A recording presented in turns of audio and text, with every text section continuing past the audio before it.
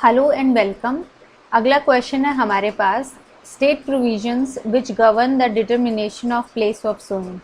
ये हमारे पास PGS 2007, BGS 2000, यूपीसीजे 2012 और एचजेएस 2000 में पूछा गया है।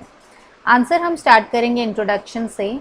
The expression place of sewing जो है, इसका मतलब है वेन्यू क्या होगा ट्रायल के लिए, and it has nothing to do with competency of court जो ट्राई करेगा किसी भी केस को।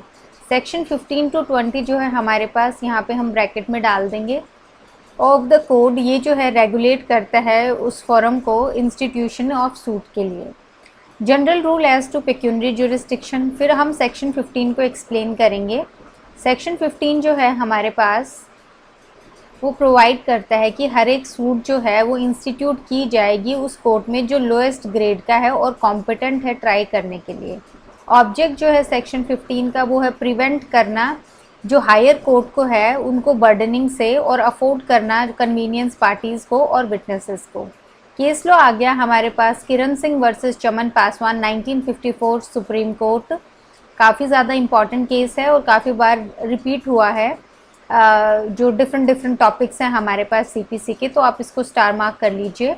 इसमें हेल्ड किया गया है एक डिक्री जो पास की गई है कोर्ट के द्वारा जो हायर ग्रेड का है, वो merely irregularity covered by section 99, वो मेयरली इरेगुलरिटी है जो कवर की गई है सेक्शन 99 के द्वारा, और ये जो है नलिटी नहीं है। नेक्स्ट आ गया इसमें हमारे पास rules relating to territorial jurisdiction. यहाँ से हमारा जो है मेन आंसर स्टार्ट होता है। For the purpose of territorial jurisdiction, court के लिए सूट डिवाइड की गई है 4 क्लासेस में। पहले आ गया हमारे पास इमूवेबल प्रॉपर्टी जो सेक्शन 16 से 18 में हमारे पास डिफाइन की गई है। इस क्वेश्चन में आपको ध्यान रखना है कि क्वेश्चन में ही हमारे पास प्रोविजंस के बारे में बात की गई है, तो इसमें हम प्रोविजंस को ज़्यादा जो है एक्सप्लेन करेंगे। तो जिन स्टेट्स में बेयर एक्ट अवेलेबल है वो अपना बेयर एक्ट उठा के लिख सकते हैं 16, 17, 18, 19, 20 सेक्शंस को। लेकिन जिन स्टेट्स में बेयर एक्ट प्रोवाइड नहीं की गई है वो जो है अपना किसी भी सेक्शन का जिस्ट भी मेंशन कर सकते हैं। तो इसमें आ गया हमारे पास इमूवेबल प्रॉपर्टी में सेक्शन 16 टू 18 जो है वो डील करते हैं सूट्स के साथ जो रिलेट करती हैं इमूवेबल प्रॉपर्टी से। सेक्शन 16 जो है पर्टिकुलरली हमारे पास वो मेंशन करता है फॉलोइंग काइंड्स ऑफ सूट को। पहला आ गया सूट जो रिकवरी है, रिकवरी के लिए है इमूवेबल प्रॉपर्टी की विद और विदाउट रेंट या प्रॉफिट। दूसरा आ गया सूट जो है पार्टीशन के लिए इमूवेबल प्रॉपर्टी की। थर्ड आ गया जो सूट है हमारे पास फोरक्लोजर, सेल और रिडम्पशन के लिए मोर्टगेज या चार्ज के केस में। फोर्थ आ गया हमारे पास सूट जो है डिटर्मिनेशन के लिए कोई और राइट या इंटरेस्ट इमूवेबल प्रॉपर्टी में। फिफ्थ आ गया इसमें हमारे पास सूट जो है कॉम्पनसेशन के लिए for wrong to immovable property. Sixth आ गया इसमें हमारे पास रिकवरी के लिए, मूवेबल प्रॉपर्टी की रिकवरी के लिए जो अटैचमेंट में है अर्थ के साथ। तो बेसिकली यहाँ पे ये इमूवेबल प्रॉपर्टी में ही इंक्लूडेड होगा, हालांकि इमूवेबल प्रॉपर्टी की बात कर रहा है। इसमें आ गया हमारे पास ये जो सूट्स हैं ये फाइल की जाएंगी कोर्ट में जिसके लोकल जुरिस्डिक्शन में के अंदर जो है प्रॉपर्टी सिचुएटेड है, सब्जेक्ट टू, मतलब ध्यान रखा जाएगा कि पेक्यूनरी और अदर लिमिटेशंस जो प्रिस्क्राइब की गई हैं लॉ के द्वारा उनका। फिर आगे इसमें हमारे पास जो इमूवेबल प्रॉपर्टी है उसी में सेकंड पार्ट हमारे पास, that is property situated within jurisdiction of different courts. अगर प्रॉपर्टी सिचुएटेड हैं जो डिफरेंट कोर्ट्स के जुरिस्डिक्शन में, तो यहाँ पे आ गया हमारे पास सेक्शन 17, इसको हम बॉक्स में पुट कर देंगे। ये प्रोवाइड करता है कि जहाँ पे इमूवेबल प्रॉपर्टी सिचुएटेड है जो जुरिस्डिक्शन, जो डिफरेंट कोर्ट्स के जुरिस्डिक्शन में, वहाँ पे सूट इंस्टीट्यूट की जा सकती है किसी भी कोर्ट में जिसकी जुरिस्डिक्शन में कोई भी पोर्शन जो है प्रॉपर्टी का वो सिचुएटेड है, प्रोवाइडेड कि जो एंटायर केस है वो कॉग्निजेबल है बाय सच कोर्ट। तो इसमें केस आ गया हमारे पास शिव नारायण वर्सेस मनिक लाल 2019 सुप्रीम कोर्ट का केस।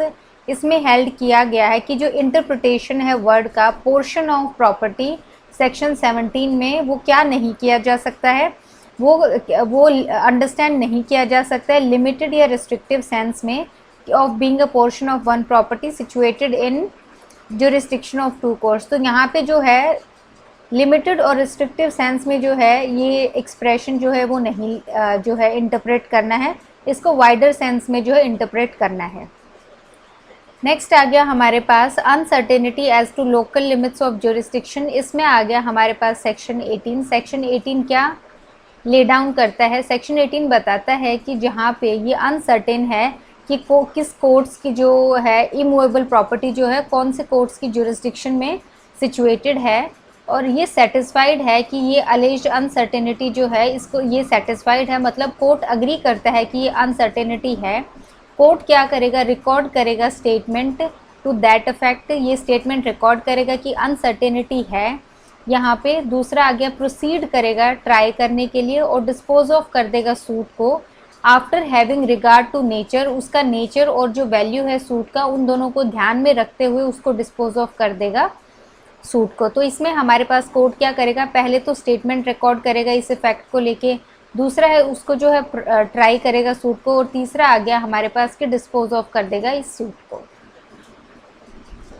सेकंड टाइप ऑफ आ गया हमारे पास प्रॉपर्टी मूवेबल प्रॉपर्टी। उसमें आ गया हमारे पास सेक्शन 19। तो सेक्शन 19 को हम बॉक्स में पुट कर देंगे। सेक्शन 19 इनकॉर्पोरेट करता है सेम प्रिंसिपल और प्रोवाइड करता है कि एक जो सूट है कॉम्पनसेशन के लिए, सॉरी यहाँ पे ये नहीं आएगा कॉम्पनसेशन फॉर रॉन्ग के लिए, यहाँ पे आएगा मूवेबल प्रॉपर्टी से रिलेटेड।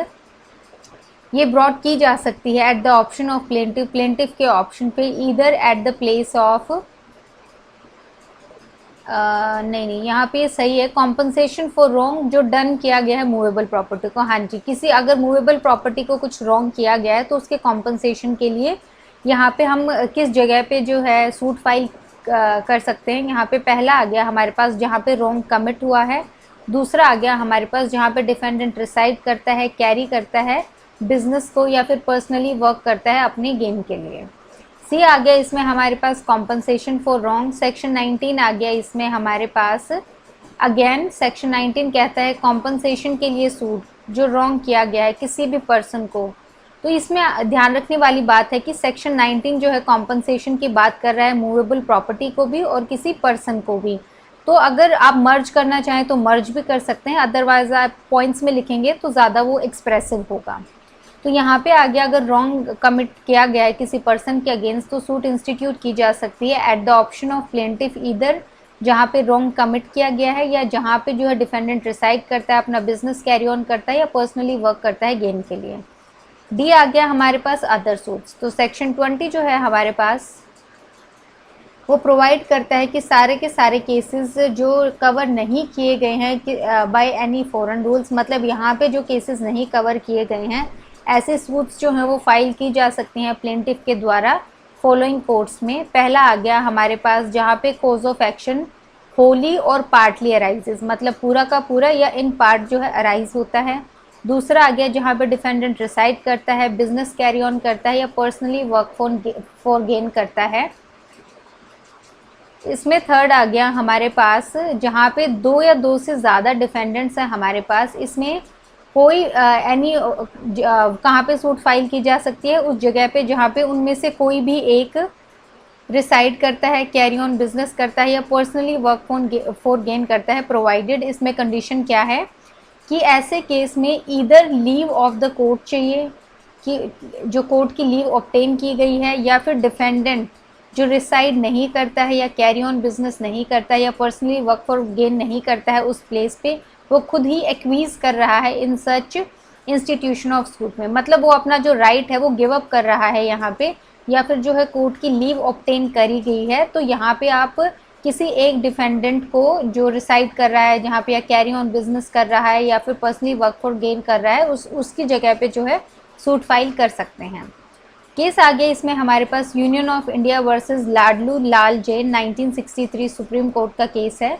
इसमें हेल्ड किया गया है सेक्शन 20 जो है वो डिज़ाइन किया गया है इंश्योर करने के लिए कि जो डिफेंडेंट है उसको ट्रबल में ना पुट किया जाए और जो एक्सपेंस है travelling long distance in order to defend himself, मतलब डिफेंडेंट को ज़्यादा ट्रबल ना हो और उसके जो एक्सपेंसेस हैं लॉन्ग डिस्टेंस ट्रैवल करने के लिए, खुद को डिफेंड करने के लिए, उनसे जो है उसको बचाया जा सके।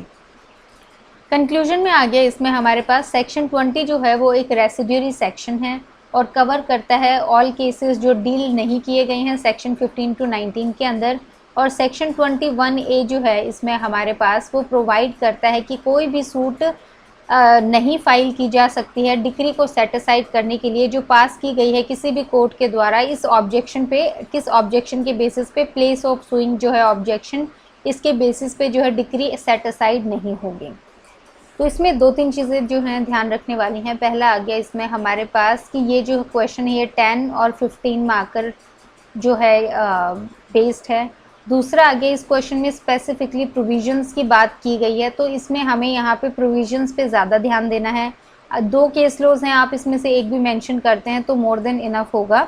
बट ट्राई कीजिए जिन स्टेट्स में बेरेक्स प्रोवाइड की जाती है वो ट्राई करें कि जहाँ भी आपको प्रोविजन से रिलेटेड क्वेश्चन है वहाँ पे आप कम से कम 2 केस लॉज मेंशन करके आएँ। लेकिन जिन स्टेट्स में बेरेक्ट प्रोवाइडेड नहीं है, अगर वो सिर्फ प्रोविजंस भी मेंशन कर रहे हैं तो उनको मार्क्स काफ़ी अच्छे मिलेंगे।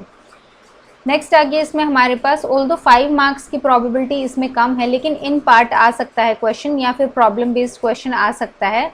तो उसमें आप जो भी सेक्शन होगा उसको उठा के और एक्सप्लेन करके फैक्ट्स लिखेंगे सबसे पहले, उसके बाद सेक्शन एक्सप्लेन करेंगे, उसके बाद जो फैक्ट्स हैं केस के फैक्ट्स हैं उसको और जो है सेक्शन को एक साथ लिख के उसकी जो है लीगल रीजनिंग बनाएंगे। और फिर कोई भी अगर केस लो है उससे रिलेटेड जो जस्टिफाई करता है उस चीज़ को तो वो मेंशन करेंगे, और उसके बाद लास्ट लाइन में अपना आंसर लिख देंगे कि दिस यहाँ पे जो है केस फाइल हो सकता है। तो प्रॉब्लम बेस्ड क्वेश्चंस हम आगे करेंगे हर एक टॉपिक से रिलेटेड। अभी हम थियोरी बेस्ड क्वेश्चंस कर रहे हैं, तो थियोरी के हिसाब से यहाँ पे आपको प्रोविजन पे ज़्यादा ध्यान देना है और ये आपको डिसाइड करना है कौन से स्टेट का आप अपीयर कर रहे हैं। जो भी आप मेंस का एग्ज़ाम है उसके हिसाब से आपको जो है करना है ये।